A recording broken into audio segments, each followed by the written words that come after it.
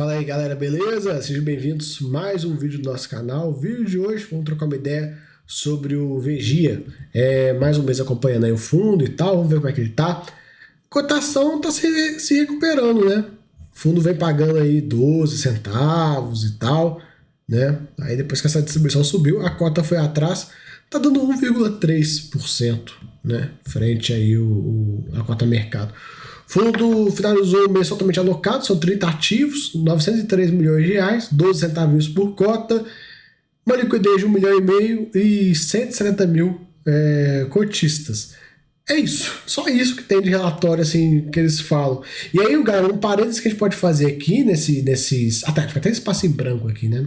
Então, os caras estão economizando teclado lá na Valora, deve estar caro o teclado para trocar, aí tem que escrever o mínimo possível. Mas assim, uma coisa que é pertinente dos FIAGs nesse momento foi essas orientações que a CVM passou sobre política de distribuição dos resultados.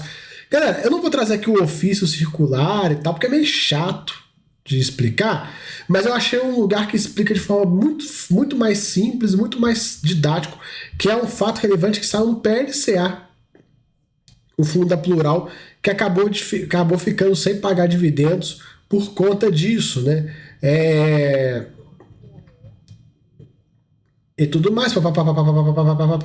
Aí ele fala, ó, que basicamente a partir daqui, ó, a distribuição de resultados do FIAG deve obedecer ao regime de competência, isso limitado ao lucro contábil, ou seja, lucro acumulado ou do exercício. Portanto, no entendimento das superintendências, os FIAGs podem utilizar o fluxo de caixa para pagamento de rendimentos durante o exercício, porém, sempre respeitando os limites impostos pelo lucro apurado sobre o regime de competência. Em razão do assunto disposto, tendo em vista a distribuição de rendimentos do fundo feita pelo regime de caixa, tem alguns FIAGs que faziam pelo regime de caixa, né? Se eu não me engano, até o Vegia é regime de caixa, né? Eles não deixam isso claro também, então assim, não tem como saber. Eles colocaram, né, que tiveram que pagar menos e tal para ajustar essa questão. E aí, galera, eles vão alterar o regulamento e tal, tudo mais, para ficar tudo indo nos conformes, no caso do PLCA, que não é o caso aqui.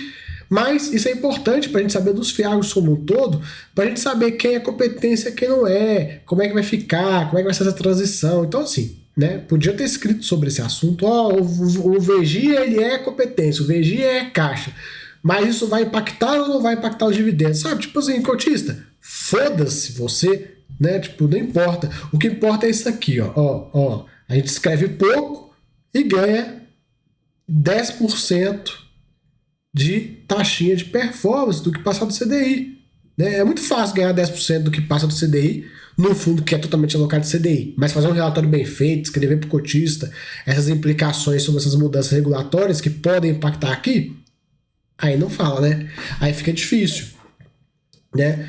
Porque a gente tem que lembrar que é o seguinte, todos os FIAGs que tiveram calotes, né, XCPTE, XPCA, dentre outros, que ficaram RURA, que ficaram sem pagar ou pagando muito pouco, né, eles eram competência. O Vegia teve aquele problema com a Langiru, não aconteceu nada. A Langiru ficou sem pagar, né, e o que acontece? Como é que vai ficar essa questão? Vai retroagir? Não vai? Esse CRA da Langiru, que, ao meu ver, né, que como a galera tá fazendo aqui suposições porque eles não sabem exatamente o que ele é. Eu acho que ele é lucro caixa, tá? Mas só a gestão para falar isso, como eles não escrevem isso em lugar nenhum, então eu tenho que falar que eu acho, porque se eu falar que é e depois não é, aí vocês vão vir me cobrar. Mas assim, ele sendo lucro caixa, né, na hipótese de lucro caixa, esse CRA da Langiru que foi marcado no passado, como é que vai ficar essa questão? Essa marcação vai impactar agora, não vai? Esse CRA hoje está marcado, não está? Se tiver marcado, vai impactar o resultado? Então, como é que funciona? Né? Então, como é que vai ser essa transição de caixa para competência desse fundo? Vocês estão vendo? Vários pontos que eu levantei aqui. E o relatório são 1, 2, 3, 4, 5. Sendo que se a gente juntar, é 1, 2, 3, 4 parágrafos. E o restante, meu amigo, é um espaço em branco gigante. Então, assim, essas nuances aí a gente descobriu na hora. A grande questão é, né, o fundo em 2025, ó, gerou 35, pagou 40. né? Tá usando bastante resultado acumulado aqui para manter esse patamar de distribuição, né? A distribuição é aí próxima de 12 centavos. Carteira dele, a gente já sabe as concentrações que tem e tal, isso aí não é novidade para ninguém, né? Fiagril é uma delas, que é a mais perigosa. Taxa média da carteira CDI mais 5,1, bem puxado, né? Foco do fundo é ficar o máximo possível alocado em CRA, padrão valor, é ficar o 100% alocado no ativo-alvo. Foco desse fundo é ser CDI mais alguma coisa. Muito concentrado em distribuidora cooperativa, isso aí desde sempre, né? Basicamente isso, galera. Tem muito mais o que falar, não. Vocês viram aí o relatório, vocês me desculpem por o vídeo ser curto, mas o que eu posso fazer? Eu tenho que ter material para trabalhar. E olha que eu ainda trouxe essa questão do regime de apuração de lucros dos FIAs para a gente dar um tchan, porque eu acho que isso é relevante para esse momento, principalmente para um fundo como esse, que o relatório é uma bosta. Né? Não vou dizer bem claro. E aí a gente fica meio tipo assim, tá, e aí? Né? Mas é o que tem para hoje. E a gente fica aguardando aí, sendo nos próximos capítulos. Beleza? Então, vídeozão mais curto, mas é o que temos para hoje. Beleza? Valeu, até a próxima. Fui.